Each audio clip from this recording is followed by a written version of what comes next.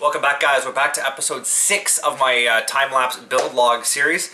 In this video, we're going to be going over the build of my Tamiya F4F Wildcat. I did use the kit decals on this one. There's absolutely no aftermarket used, and I will be using the kit decals to complete it as this aircraft here. Yeah, as I said, no aftermarket at all. So wait till the end. I mean, in reality, you've probably seen the thumbnail when you clicked onto this video, so you have an idea of what it looks like. But stick it out to the end, see how this thing turned out. Tamiya is amazing. This kit turned out great. Thanks for watching. My name's Sean, and as always, this is Sean's Aviation.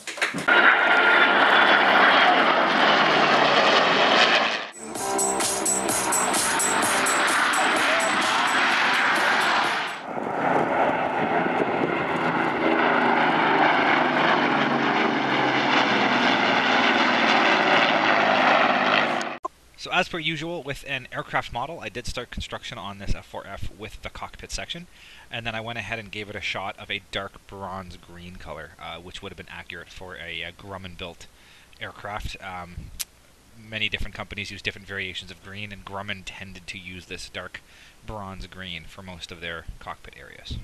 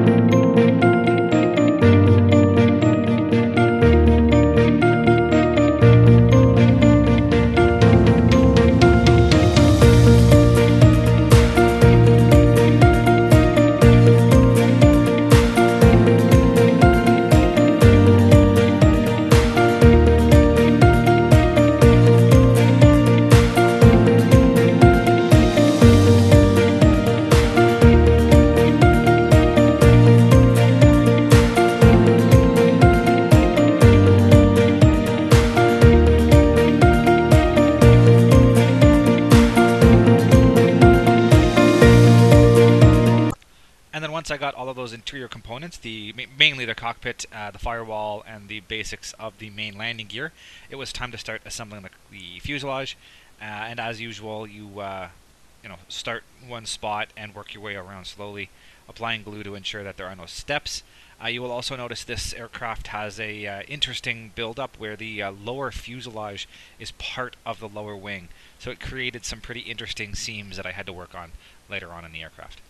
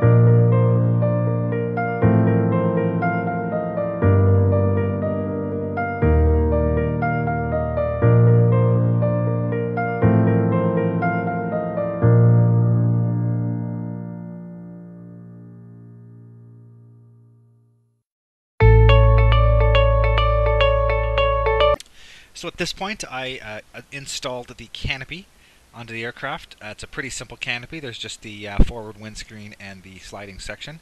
I glued both of those on using the Elmer's white glue, and then using the same glue I was able to go around and fill in any gaps and holes to make sure that the canopy did look completely sealed and there was no visible gaps.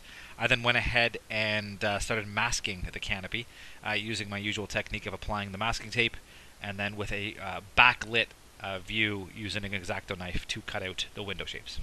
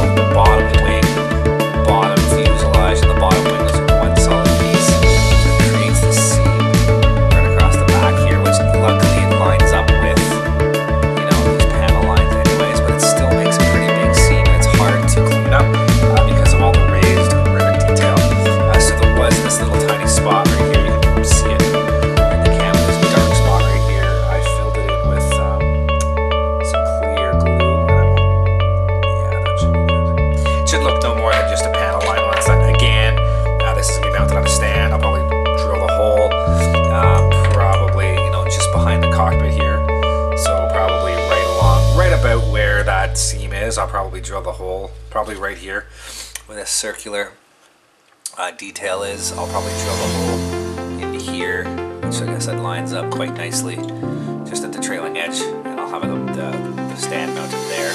So it won't be as noticeable just because it's where the stand is going to be. The cowling, I have not primed the cowling. I don't really need to. There's no seams to clean up or anything. You can see once you put it together. I'm going to paint the two halves separately, just to make life easy. Just so I can mask this nicely and ensure that there's no overspray. But yeah, so it's pretty much done. I don't have any other work to do on this. I just take a quick look at the instructions and make sure there's no little bits I still have to put on, but I think it's pretty much ready to start painting. And this will be the two-tone gray, light gray on the bottom, blue gray on the top. So it won't be too hard to do, just a quick two colors. And I think, again, I gotta do some research. I'm pretty sure that the Navy aircraft had a hard line, but I gotta double check. Either way, it shouldn't be too hard to paint, so I'll be getting that done relatively soon. Nice and easy to do, so stay tuned. We'll get some paint on this soon, and we can see some more progress happening. So here you can see me start the process of getting the base ready to go. It's a prefabbed base I pick up at Michael's, and then with a little bit of sanding and whatnot, I get it prepped for stain, and you'll see also I drill the holes for the wire, and then like I said, prep, stain, and then I usually do 3 coats of a clear coat to give it a nice shiny glossy base.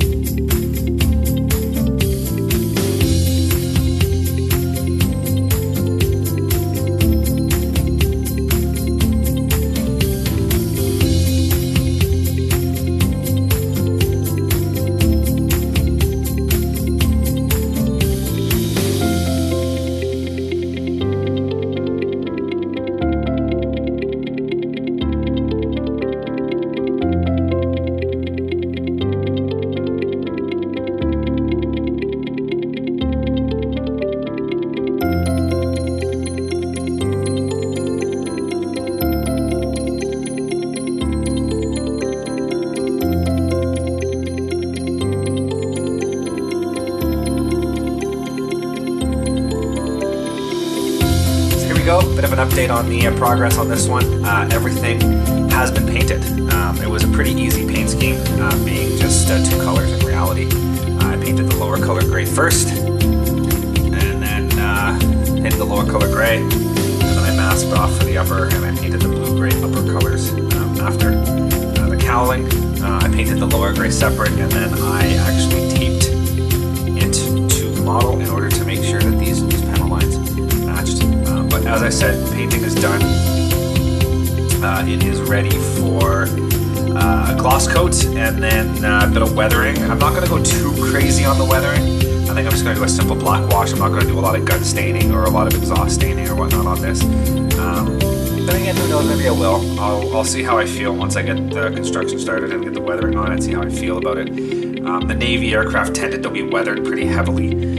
They didn't have a lot of free time to, say, clean the planes or take care of stuff, so they did tend to have a pretty heavy weather on it. Just depends on whether I want to go kind of early on or later on in its lifespan, but we'll see how I feel, how things take to it as I go. But there we go. The gloss coat, decals, weathering. So we're moving right along. Stay tuned for some more progress.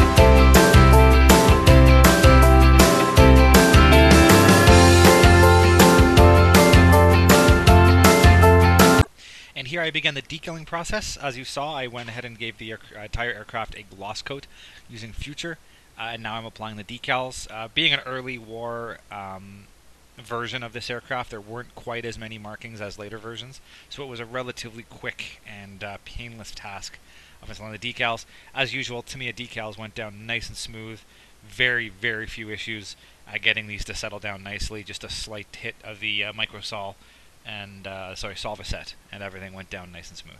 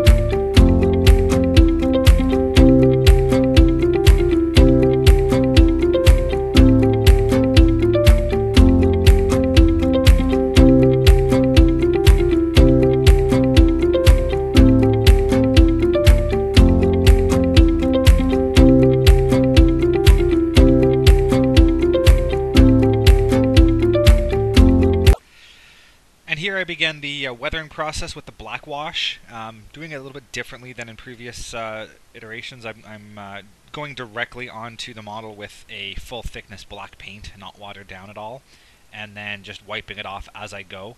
You'll also notice I have the little tiny micro brush, I believe it's a yellow one in this case, and I'm just using that to get into some of the finer details to clean out any excess black wash to make everything blend in nice and smooth. I do find this process tends to work a little bit better than my old process with the letting it dry before I wipe it off. There's less overflow of paint. It comes off nice. It's a lot more easier to control, and you get a lot finer detail with what you're trying to do.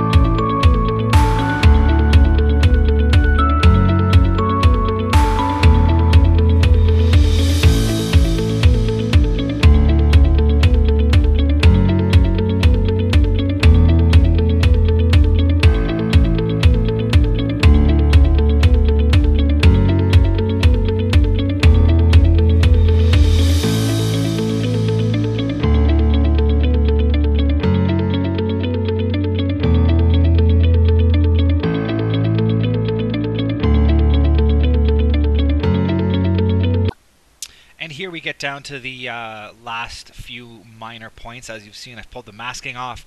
I got all the little tiny bits added on. I went ahead and did the nav lights. I painted them chrome silver and then used the clear colored Tamiya paints, the red and the green. Makes it look like a nice clear glass light. Gives it a bit of depth that you don't normally see. And here I'm installing the antenna. First time I've used the elastic antenna that I had before. So I'm getting that done, and after that it's all completed. So after the end of this you'll be able to see some pictures. I'll throw up 3 or 4 of the completed model and you get a good view of what this aircraft looked like completed. So as always, thanks again for watching this time lapse. If you have any questions or comments, please leave them down in the comment section. I'll be more than happy to answer anything that you guys have to ask. And stay tuned for some more videos. Thanks for watching.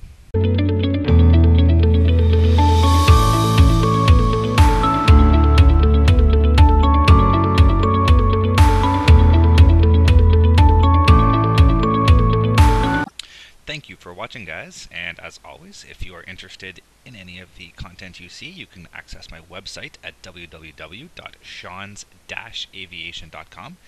You can see all the latest pictures of aircraft and museums and the build logs of all of my current models and past models on that site. And if you're interested in any of this content, please click the subscribe button here on YouTube to follow more. Thank you very much, and see you guys next time.